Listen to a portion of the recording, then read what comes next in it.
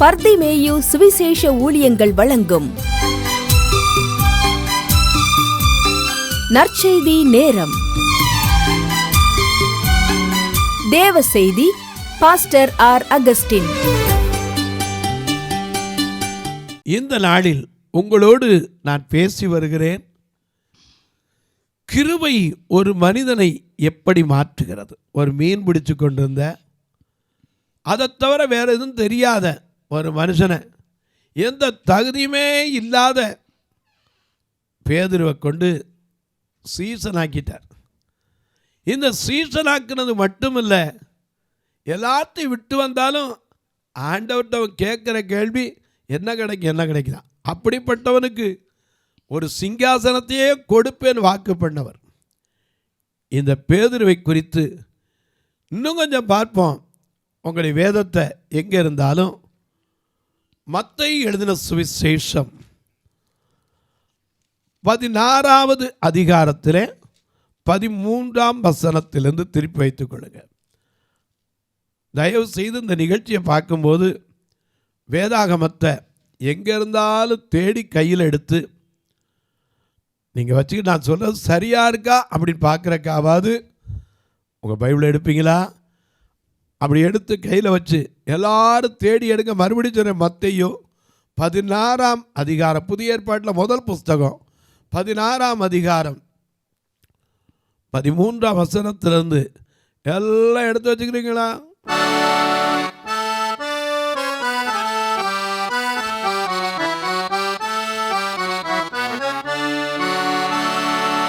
ஆவியை அருளும் ஆவியை அருளும் சாமி, என்ன காலுயிர் கொடுத்த பாலத்தில் அரசே. ஆவியை அருளும் சாமி.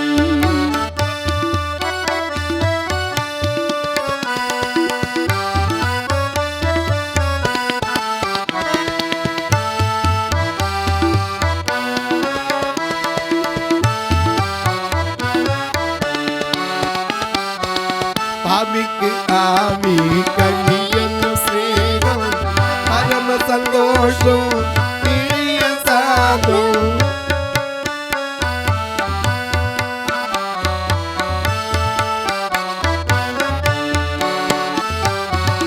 ஆவிக்கு ஆவி கண்ணி என்னும் ஸ்நேகம், பரம சந்தோஷம் பிரிய சாதம். தேவ சமாதான விசுவாசம் விரிதலும் இல்லை.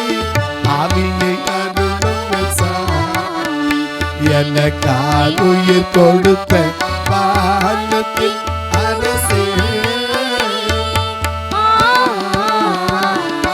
ஆவியை அருளும் சாமி.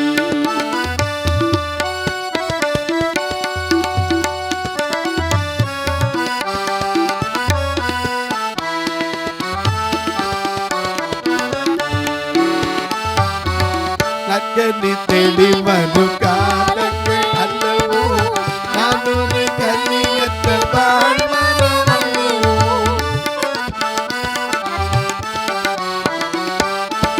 நக்கனி தெளிவரும் காலங்கள் அல்லவோ, நானும் கண்ணியற்ற வாழ்வதும் அல்லவோ. மூக்கண்ணி முகதானங்கள் பெயர் அல்லவோ, உள்ள நெஞ்சம் இல்லை பெற்று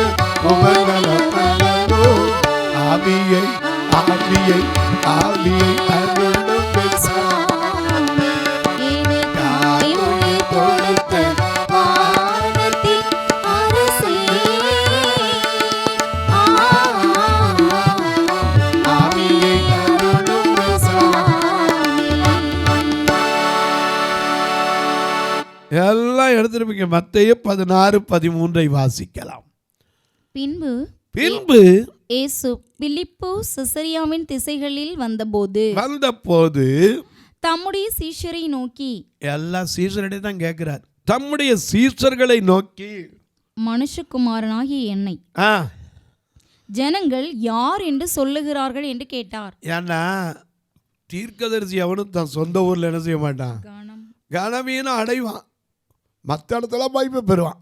ஏன்னா மார்க் 6ஆம் அதிகாரத்தில் அவர் போனபோது ஜனங்களாம் அப்படி தான் சொன்னாங்க, இவன் நம்ம ஊரில் இருக்காப்பா, அப்பா ஆசாரியர்ல, இவனுடைய தாய்ங்க இருக்கா, இவனுக்கு சகோதரலாம் இருக்காங்களே, இவனுடைய சகோதரியோட நம்ம இடத்துல இருக்காளே, எப்படிப்பா இந்த ஞானம் வந்துச்சு, எப்படிப்பா இவருக்கு ஒரு பெரிய ஞானம் கிடச்சி, தேவ வல்லமை கிடச்சி, இப்படி பேசுனார். ஏசு அதான் சொன்னார், தீர்க்கதரிசி எவனும் என்ன செய்ய மாட்டான், தன் ஊரிலும் தன் ஊரிலும் தன் தன் இனத்திலும் தன் வீட்டிலுமே அன்றி வேற எங்கும் கனவீனம் அடைய மாட்டான். அடையவே செய்வான், நிச்சயமா வேற எங்கேயும் கனவீனம் அடைய மாட்டான், தான் சொந்த ஊரில் மகிமை அடையவும் மாட்டான். அதனால தான் இன்றைக்கி எல்லாரும் எங்கோ பிறந்தவங்க எங்கெங்கோ வந்து ஊழியம் பண்ணுறோம். போகட்டும். எனக்கு அன்பானவர்களே, இங்கே பார்க்கிறோம், இயேசு தம்முடைய சீஷர்களை பார்த்து கேட்கிறார், மனுஷகுமாரனாகி என்னை பற்றி ஜனங்கள் எல்லாரும் என்ன செய்கிறாங்க, யார் என்று சொல்லுகிறார்கள் என்று ஆமா, கேட்டார். ஏன்னா யோவான் ஸ்நானகன் கேட்டான்ல, நீர் ஐயா மேசையா இன்னும் நீர் தானா வர காத்திருக்க வேண்டுமா, அவனுக்கு இடர்ல வந்துச்சு. போன வாரத்தில் உங்களுக்கு இடர்ல குறித்து சொல்லியிருந்தேன். நீர் தானா வேறொரு காத்திருக்கணுமா, ஏன்னா புறாவை போல பரிசுத்தாவியான இறங்கிறத பார்த்தனால அவன் அந்த கேள்வி கேட்டான்.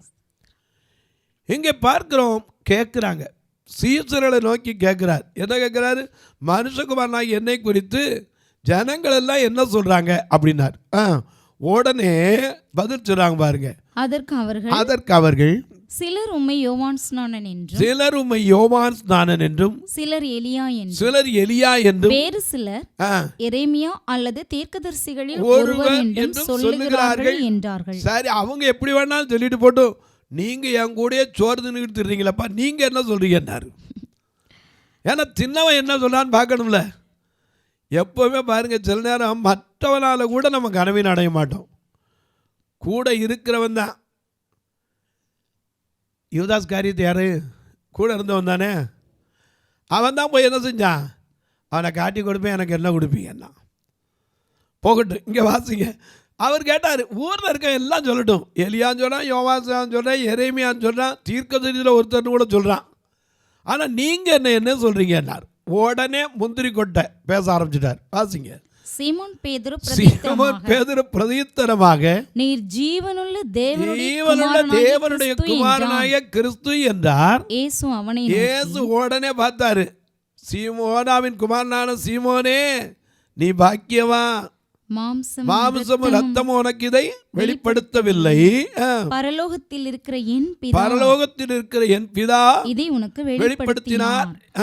மேலும் நான் உனக்கு சொல்லுகிறேன், நீ பேதுருவாய் இருக்கிறாய். 16ஆம் வசனத்துல வாசிக்கிறேன், நீ பேதுருவாய் இருக்கிறாய், இந்த கல்லின் மேல் என் சபையை கட்டுவேன், அதை பாதாளத்தின் வாசல்கள் அதை மேற்கொள்வதில்லை. அது மட்டும் இல்ல, பரலோக ராஜ்யத்தின் திறவுகோலை நான் உனக்கு தருவேன். நீ பரலோகத்தில் எவைகளை கட்டுகிறாயோ அது என்ன செய்யப்படும், பூலோகத்திலும் கட்டப்படும். நீ பரலோகத்தில் எதை கட்டவிழ்கிறா அது பூலோகத்தில் என்ன செய்யப்படும், கட்டவிழ்ப்படும் என்றார்.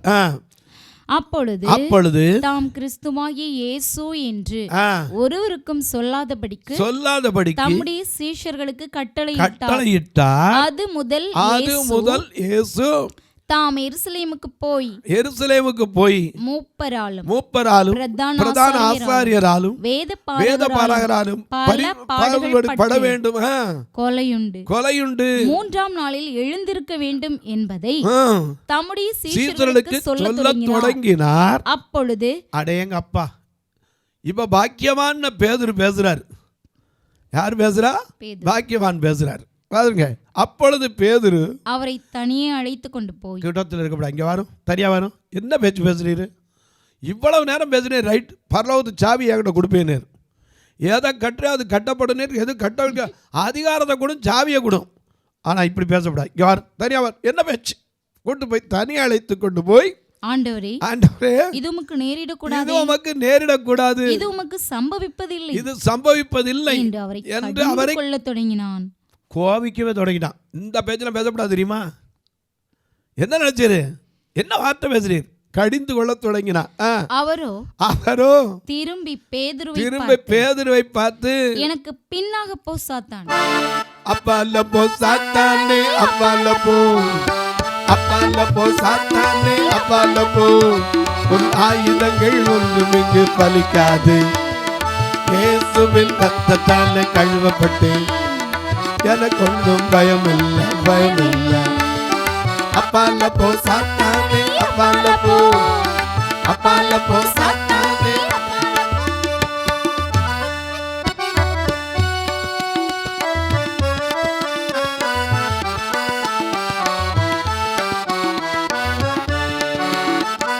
சாத்ராக், மேஷாக், ஆபேத்நேகோ ஆவி எனக்குள்ளே, 7 மடங்கு எரியும் சூளை எனக்கு பயமில்லை.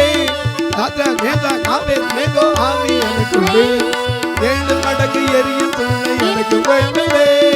அப்பால போ சாத்தானே, அப்பால போ, அப்பால போ சாத்தானே, அப்பால போ. எனக்கு அன்பானவளே, என்ன சொல்றாரு? இது உமக்கு சம்பவிக்கப்படாது, இனிமே உமக்கு இது வர்றதில்லை. என்ன பேச்சு? அதுக்கு முன்னாடி தான் பேசினார், நீர் ஜீவன் உள்ள தேவனுடைய குமாரனாகிய கிறிஸ்து. உடனே பாக்கியவான உடனே இவருக்கு டக்குன்னு வந்துடுச்சு. என்ன அடுத்த நிமிஷம் இப்படி மாறிட்டாரு? இங்கே வர தனியாக வரும், கூட்டத்தில் பேசப்படாது. கூட்டம் பேசுகிறான், இது உமக்கு சம்பவிப்பதில்லை, நீர் அப்படி உமக்கு ஆயிடாது. உடனே அவர் சொன்னார், அப்பாலே போ சாத்தானே, நீ எனக்கு இடரலாய் இருக்கிறாய். தேவனுக்கு ஏற்றவைகளை சிந்திக்காமல் மனுஷருக்கு ஏற்றவைகளை சிந்திக்கிறாய் என்றார். ஏன்னா அவர் பாடுபடணும், ஒப்பு கொடுக்கணும். ஏன் இந்த பாடுதான் கவி என்ன தரு கீடுதா ஆனந்த மேபியே எம்மையாட வந்தது சாமியே, ஆனந்த மேபியே எம்மையாட வந்தது சாமியே.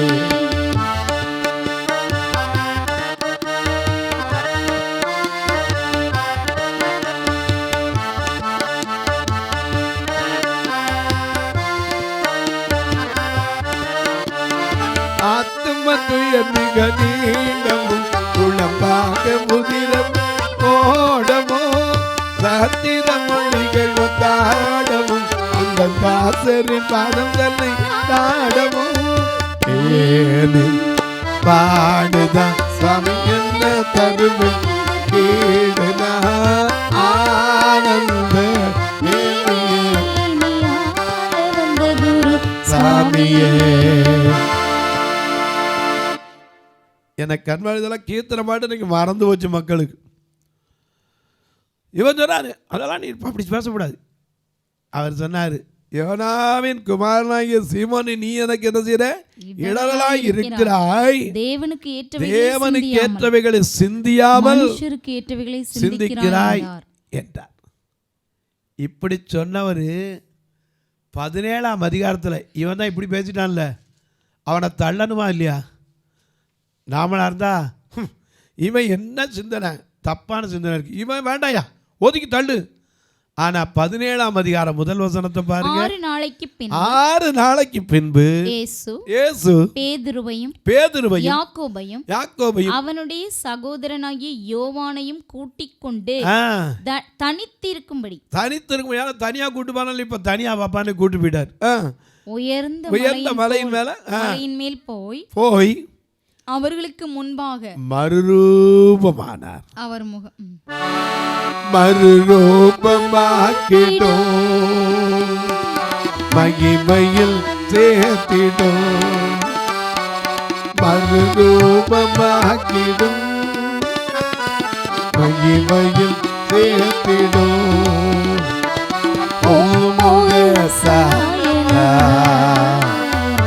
ஒரு மாற்றம் சாயலா, ஒரு மாற்றம் இரவெல்லாம் பகலெல்லாம் உமக்காக துடிக்குதையா.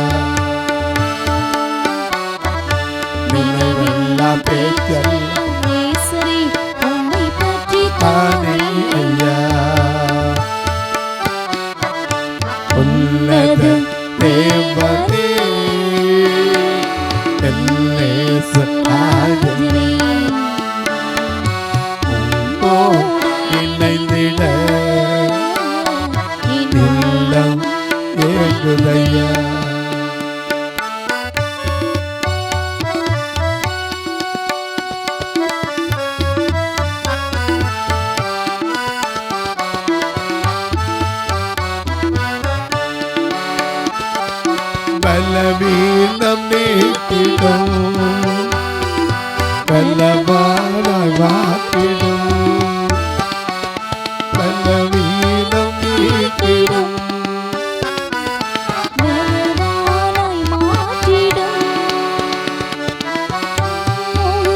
சாயலா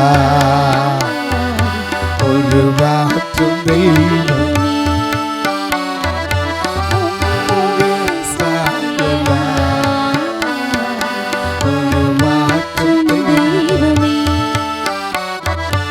இரவெல்லாம் பகலெல்லாம் இதயம் உனக்காக துடிக்குதையா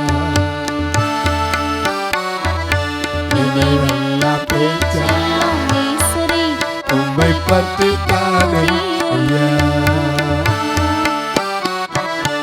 உன்னத தேவனே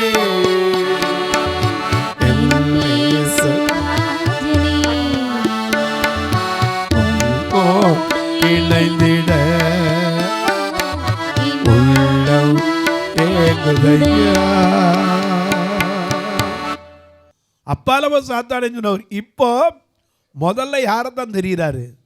பேதுருவையும் யாக்கோபையும் யோவானையும் கூட்டிக் கொண்டு தனித்து உயர்ந்த மலையின் மேல போய் அவர்களுக்கு முன்பாக மறுரூபமானார். சரி, அவர் முகம் சூரியனை போல பிரகாசித்தது, வஸ்திரம் வெளிச்சத்தை போல வெண்மையாயிற்று. சரி, அப்பொழுது மோசேயும் எலியாவும் அவருடைய பேசுகிறவர்களாக அவர்களுக்கு காணப்பட்டார்கள். சரி, அப்பொழுது பேதுரு உடனே பேதுரு அடுத்த நிமிஷம் கம்ஃபர்ட் வேணுயா, கம்ஃபர்ட் வேணும், விட்டு வெளியே வரக்கூடாது. என்ன சொல்றாரு பாருங்க, பேதுரு பேசுறாரு இயேசுவை நோக்கி, ஆண்டவரே நாம் இங்கே இருக்கிறது நல்லது, வேண்டாம் பாடுபட போறக்கு அங்கெல்லாம் போக வேண்டாம், இங்க இருக்கிறது நல்லது. உமக்கு சித்தமானா இங்கே உமக்கு ஒரு கூடாரமும் மோசேக்கு ஒரு கூடாரமும் எலியாவுக்கு ஒரு கூடாரமுமாக 3 கூடாரங்களை போடுவோம் என்றான். உங்க கூடாரத்துக்குள்ள நாங்கள் இருந்துக்கிறோம், கம்ஃபர்ட்டா இருந்துக்குவோம். ஆனா ஆண்டவர் அதையா விரும்புறாரு? Come out from the comfort zone. தாவீதை பார்த்து என்ன சொன்னார்? நீ அரணியில் இராதபடிக்கு புறப்பட்டு யூதா தேசத்துக்கு வா. 1 சாமுவேல் 22 காத் என்னும் தீர்க்கதரிசி அனுப்பி கூப்பிட்டார். நீ அரணியில் இராதபடிக்கு புறப்பட்டு வா.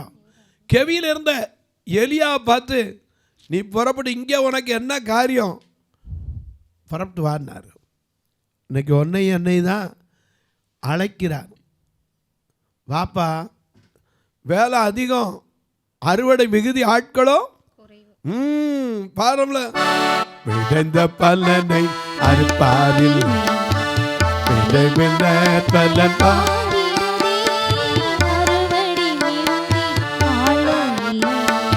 அதோ மனிதர்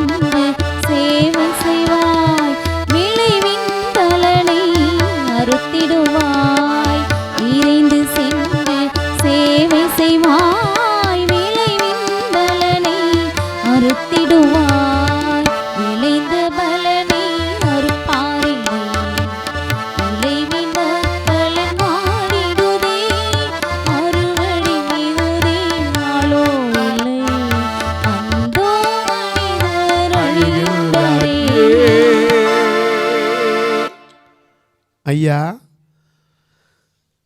யோவான் 4:35 சொன்னார், இப்பமே அறுவடைக்கு ஆயத்தமா இருக்கு, கண்ணை ஏறிட்டு பாருங்க என்னார். அறுவடை மிகுதி, ஆட்களோ கொஞ்சம். இவன் சொன்னா கம்ஃபர்ட்ல உட்காந்துக்கிறோம்யா, நல்லா பாதுகாப்பா கூடாரம் போட்டு உட்காந்துக்கிறோம். ஏசு என்ன சொன்னார் பாருங்க, இங்கே ஒரு கூடாரம், மோசேக்கு ஒரு கூடாரம், எலியாவுக்கு ஒரு கூடாரம், உமக்கு ஒரு கூடாரம். அவன் பேசுகையில் இதோ ஒளியுள்ள ஒரு மேகம் அவர்கள் மேல் நிழலிட்டது. இவர் என்னுடைய நேசகுமாரன். அங்க சத்தம் வருது, இவர் யாரு? என் நேசகுமாரன். அங்க ஞானஸ்நானம் எடுக்கும்போது இங்க மறுரூப மலையில வருது, இவரில் பிரியமாய் இருக்கிறேன், இவருக்கு செவி கொடுங்கள் என்று அந்த மேகத்திலிருந்து ஒரு சத்தம் உண்டாயிற்று. எனக்கு அன்பார்கள், இந்த பேதுரு போய் வீட்டில் மத்தேயு 26 அதிகாரம் 31 வசனத்தை பாருங்க. அங்கேயும் பேசுவான். என்ன பேசுகிறாரு? 26:31 ஒரு வசனத்தை மட்டும் வாசிங்க பார்க்கலாம். 26:33 கூட வாசிங்க. மத்தேயு பேதுரு அவருக்கு பிரதியுத்தரமாக உமது நிமித்தம் எல்லாரும் இடரல் அடைஞ்சாலும் நான் ஒரு காலம் இடரல் அடையேன் என்றான். அவர் சொன்னாரு, அப்படியா சொல்ற? இன்னைக்கு ராத்திரி நீ 3 தடவை மறுதலிக்கு முன்னாடி என்ன செய்யாது? சேவல் கூவாதுன்னார். ஆனால் இந்த பேதுருவை பார்த்தான். யோவான் 21:15 உயிர்த்தெழுந்த ஆண்டவர் ஒரு கேள்வி கேட்கிறார். யோவான் 21:15 அவர்கள் போஜனம் பண்ணின பின்பு இயேசு சீமோன் பேதுருவை நோக்கி, யோனாவின் குமாரனான சீமோனே, நீ இவர்களிலும் அதிகமாய் என்னை நேசிக்கிறாயான்னாரு. அவன் சொல்றான், வாசிங்க. அவன் சொல்றான், அதற்கு அவன், ஆமாண்டவரே, நேசிக்கிறேன் அப்படின்னா என் ஆடுகளை மேய்னார். 2வது தரம் கேட்கிறார். என்ன கேட்கிறாரு? யோனாவின் குமாரனான சீமோனே, நீ என்னிடத்தில் அன்பா இருக்கியா? இவர்களோட அதிகமா நேசிக்கியா? இப்ப என்னிடத்தில் அன்பா இருக்காரு. உடனே அவன் என்ன சொன்னான்? ஆமா ஆண்டவரே, உன் ஆடுகளை மேய். 3வது தரம் கேட்கிறார். என்ன கேட்கிறாரு? யோனாவின் குமாரனான சீமோனே, நீ என்னை நேசிக்கிறாயா என்று அவர் 3ஆம் தரம் தன்னை கேட்டபடியினாலே பேதுரு துக்கப்பட்டு, ஆண்டவரே, நீர் எல்லாவற்றையும் அறிந்திருக்கிறீர். அல்லேலூயா. இன்றைக்கு நம்முடைய குறைவுகளை அவர் அறிவார். ஆனால் குறைவுள்ளவன் ஆனாலும் கூடவே வைத்திருக்கிறார். எல்லாரும் சொல்லி, என் ஜீவன் ஆனாலும் சாபானாலும் பின்பற்றுவே. ஜீவன் ஆனாலும் சாபானாலும் பின்பற்றுவே. எண்ணும் நன்மை இல்லாதிருந்தோம் பின்னையும் நேசித்து என்னே சொல்லாத. இன்னும் நன்மை ஒன்றும் இல்லாதிருந்தோம் பின்னையும் நேசித்து என்னே சொல்லாத. ஜீவன் ஆனாலும் சாவானாலும் பின்பற்றுவே. ஜீவன் ஆனாலும் சாவானாலும் பின்பற்றுவே. தொலைக்காட்சியில் பார்க்கிறேன் அன்பு மக்களே, இந்த நிகழ்ச்சியை நாள்தோறும் பார்க்குறீங்க, கேட்குறீங்க, பரவசம் அடைகிறீங்க. ரொம்ப நல்லது. கேட்பதோடு விட்டுறாமல் ஒரு வார்த்தை ஜெபம் பண்ணுறீங்களா? இது தொடர்ந்து வரணும். இதற்கான தேவைகள் சந்திக்கப்படணும். ஏன்னா 30 நாள் நிகழ்ச்சி வரேன்னா கணக்கேட்டால் பயப்படாதீங்க. 5000 ரூபா வச்சு பெருக்கி பாருங்க, தெரியும். இது மட்டும் இல்லை, எங்கள் சபையோ 2 கண்ணு தெரியாத மக்கள் நிரம்பி இருக்க சபை. ஞாயிற்றுக்கிழமை வந்தாலே இவங்களை யாரையும் சாப்பிடாமல் அனுப்ப முடியாது. 2 கண்ணு தெரியாமல் இவங்களை போய் ஒரு வாகனம் அனுப்பி பஸ் ஸ்டாண்டில் இறங்கி நிற்பாங்க, கூட்டிகிட்டு வந்து ஆராதனை வைக்கணும். ஏன்னா அவங்களால வந்து சேர்றது கஷ்டம். அதுவும் நாங்கள் இருக்கிறது பஸ்ஸு காலையில் வந்தால் சாயந்தரம் தான் வரும். அப்படிப்பட்ட ஏரியாவில் தான் இருக்கிறோம். ஆண்டவர் வேனை கொடுக்கணும். ஒரு வாரத்துக்கு குறைஞ்சது 4000 ரூபாய்க்கு மேலே வேனுக்கே செலவழிப்போம். எனக்கு அன்பானவர்களே, நீங்களும் இதற்காய் ஜெபியுங்கள். உங்கள் பிறந்த நாள், திருமண நாள் போன்ற நல்ல நாட்களில் நல்ல உணவு கொடுக்க, ஒரு ஊன்றுகோலை கொடுக்க, ஏன் இந்த மக்களுக்கு ஆடியோ வேதாமங்களை கொடுக்க, பார்வையற்றோருக்கு பிறந்த பிள்ளைகளுடைய கல்விக்காக நீங்களும் கர்த்தர் ஏவினாத்தாங்களாம். ஏன் 2 கடுதிராக சேர்த்தா கூட அடக்கமிட சொந்தக்காரன் வரமாட்டேன்றான். ஏன்னா காசு போயிடணும். ஃபியூனரல் காரியங்களுக்காக. எனக்கு அன்பான கிறிஸ்தவத்தின் அடித்தள நம்பிக்கை, நாம் கல்லறையில் வைக்கிறதே கிறிஸ்துவ வரும்போது உயிர் தெழுவோன்னு. திருநெல்வேலி ஆலயத்துக்குன்னு ஒரு கல்லறை தோட்டம் வாங்க இன்னும் ஜெபம் பண்ணிட்டு உட்காந்துருக்கோம். எங்கேருந்து யாரை கொண்டு வந்து கொடுக்க போகிறாரு தெரியாது.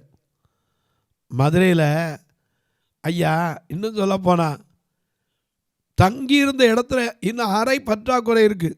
தங்க கட்டுறதுக்கு திருநெல்வேலியே ஒரு அறை கட்டணும்னு முயற்சி பண்ணிட்டு வரோம். ஒரு சதுரடி 2300 ரூபா. நீங்களும் கர்த்தர் ஏவினால் 1 சதுரடியோ 2 சதுரடியோ தாங்கலாம். உங்கள் ஜெபக்காரி எது இருந்தாலும் காலை 10லேருந்து 5 மணிக்குள்ளே சொல்லலாம். ஒருவேளை நீங்கள் கேட்கலாம், பிரதர் நாங்கள் தூரத்தில் இருக்கோம், எப்படி இதுக்கு உதவி செய்கிறது? இப்போ தான் எல்லா இடத்துலையும் ஜிபே இருக்க. டீ கடையில் போனாலும் சரி 25 ரூபாய் பெறப்பட்டது அப்படின்னு சத்தம் கேட்கும். நீங்கள் திரும்பி பாருங்கள், அங்கே ஒரு டப்பா இருக்கும், அதில் ஒரு நம்பர் இருக்கும், போட்டிங்கன்னா டைங்னு போய் விழுந்துடும். அதே போல் ஜிபே ஃபோன்லேயும் இருக்குது. உங்கள் பக்கத்தில் படித்த பிள்ளைகிட்ட கேளுங்க, சொல்லுவாங்க ஜிபே ஃபோன்பே உண்டு, அது வழியாக தொடர்பு கொள்ளலாம். ஒருவேளை ஐயா நாங்கள் வரி விலக்கு உண்டா எங்களுக்கு அப்படின்னு கேட்டிங்கன்னா என்கிட்ட ஃபோன் பண்ணி கேளுங்க, அதுக்கான காரியங்களை உங்களுக்கு சொல்கிறேன். அதன் வழியாக தொடர்பு கொள்ளும்போது நீங்கள் அது காரியங்களாக செய்யலாம். அது மட்டும் இல்லை, ஆண்டவர் கொடுக்குறதுக்கு என்னையா கணக்கு அப்படின்னா அதை பற்றி நீங்கள் கவலையே பட வேண்டாம். இப்போ உங்களுக்காக ஜெபிக்கட்டுமா? அன்பின் தெய்வமே, ஆறுதலின் நாயகரே, இந்த ஊழியத்தை பல ஆண்டுகளாய் தாங்கி வருகிற ஒவ்வொரு மக்களுக்காய் ஜெபிக்கிறேன். ஒவ்வொரு பெரியோர் சிறியோருக்காய் ஜெபிக்கிறேன். வாலிப பிள்ளைகளுக்காய் ஜெபிக்கிறேன். ஆண்டவர் தாமே அவருடைய மன விருப்பங்களெல்லாம் கர்த்தர் நிறைவேற்றுங்க. கர்த்தரால் ஆகாத காரியம் ஒன்று உண்டோ? ஆதியாகமம் 18:14 உம்மால் ஆகாத காரியம் ஒன்றில்லை என்பதை ஒவ்வொரு பிள்ளைகளுக்கும் உறுதிப்படுத்துங்க. படிக்கிற பிள்ளைகளுக்கு நல்ல ஞானத்தை கொடுங்க. வயது முதிர்ந்தோருக்கு நல்ல சுகத்தை கொடுங்க. குடும்ப வாழ்வில சமாதானத்தை கொடுங்க. இன்றைக்கு இருக்கிற உலகத்தில் ஐயா எத்தனை அன்பு சகோதரிகள் கண்ணீர் வடிக்கிறார்களோ, தீய பழக்கத்திற்கு அடிமையான புருஷனுக்காக, பிள்ளைகளுக்காக, ஏன் தன் உறவினர்களுக்காக எத்தனை பிள்ளைகள் தன் தகப்பனுக்காக கண்ணீர் வடிக்கிறார்களோ, அவருடைய கண்ணீர்கள் எல்லாம் மாறட்டும், கவலைகள் தீரட்டும், வேதனைகள் விலகட்டும். வானத்திற்கும் பூமிக்கும் சகல அதிகாரம் கொண்ட இயேசு கிறிஸ்துவின் ஈடு இணையற்ற வல்லமையுள்ள நாமத்தில் ஜெபிக்கிறேன் நல்ல பிதாவே, ஆமென். சபை ஆராதனை ஞாயிறு காலை 10 மணி முதல் 12 மணி வரை. இடம் பர்திமேயு சுவிசேஷ ஆலயம், அன்னை சத்யா நகர், இளமனூர் அஞ்சல், சக்கிமங்கலம் வழி, மதுரை மாவட்டம். பின்கோட் 625201 மற்றும் பர்திமேயு சுவிசேஷ ஜெப வீடு, flat number 107, Eden garden, Muthur, Tirunelveli. Pincode 627011. சிறப்பு உபவாச கூட்டம் ஒவ்வொரு மாதமும் 2வது சனிக்கிழமை காலை 10 மணி முதல் 1 மணி வரை நாகர்கோவில் YMCA ஹாலில் வைத்து நடைபெறுகிறது. மற்றும் ஒவ்வொரு மாதமும் 4வது சனிக்கிழமை காலை 10 மணி முதல் 1 மணி வரை திருநெல்வேலி புதிய பேருந்து நிலையம் அருகில் உள்ள கிரேஸ் ஹாலில் வைத்து நடைபெறுகிறது. எங்கள் எல்லா ஆராதனைகளிலும் கலந்து கொண்டு தேவனை மகிமைப்படுத்த அன்பாய் அழைக்கிறோம். உங்கள் உதாரத்துவமான காணிக்கைகளினால் இவ்வூழியத்தை தாங்க விரும்பினால் R Augustine, account number 5021364331, IFSC code IDIB 000B066, Indian bank, BP Kulam, Madurai. GPay number 9842181917, BGM ministries மற்றும் 9442559772, பிளைண்ட் மினிஸ்ட்ரீஸ் அகஸ்டின். உங்கள் தொடர்புக்கு பாஸ்டர் ஆர் அகஸ்டின், பர்திமேயு சுவிசேஷ ஊழியங்கள், நாகமலை, புதுக்கோட்டை, மதுரை 625019. தொலைபேசி எண்கள் 9842181917 மற்றும் 9442559772. கர்த்தர் தாமே உங்களை ஆசீர்வதிப்பாராக.